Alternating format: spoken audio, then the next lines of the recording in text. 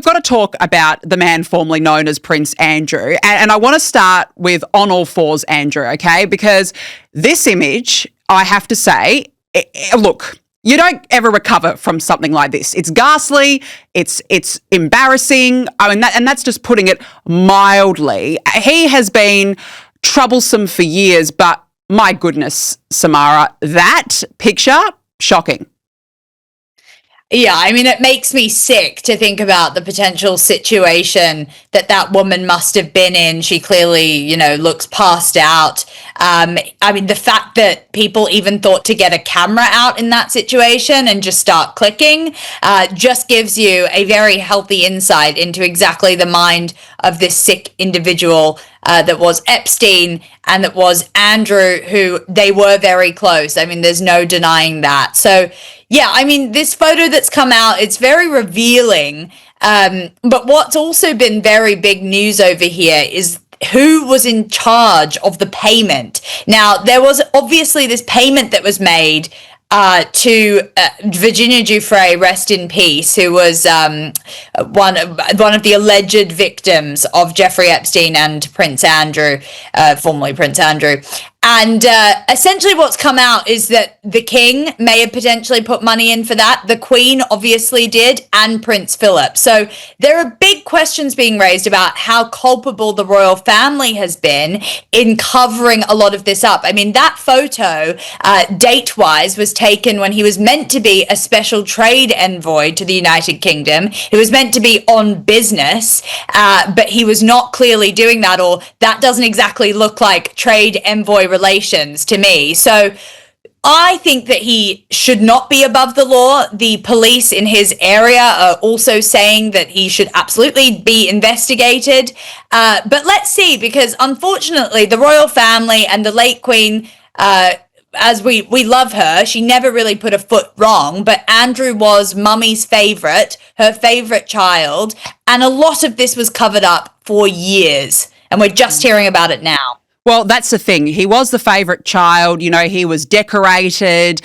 He was mummy's boy, and I love the late Queen Elizabeth, but surely she had to have known. There's no way in my mind that she was unaware of her son's activities, which also brings me to the point of the palace, because there would have been staff there. They would have seen what was going on, the comings and goings within the palace.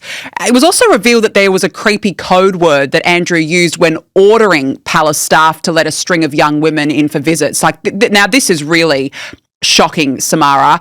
He allegedly used a word. This is according to The Sun. It says that emails released as part of the Epstein files show several women entered the palace with the former prince's permission after being supplied by his pedo pal.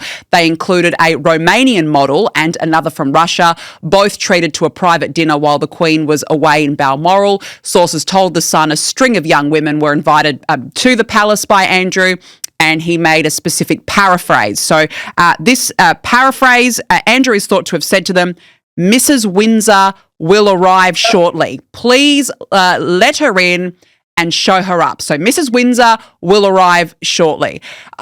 Look, Samara, again, palace staff, they would have seen the women coming and going. Surely they would have seen the sleazy behaviour, the seedy behaviour. They need to be interviewed, in my view.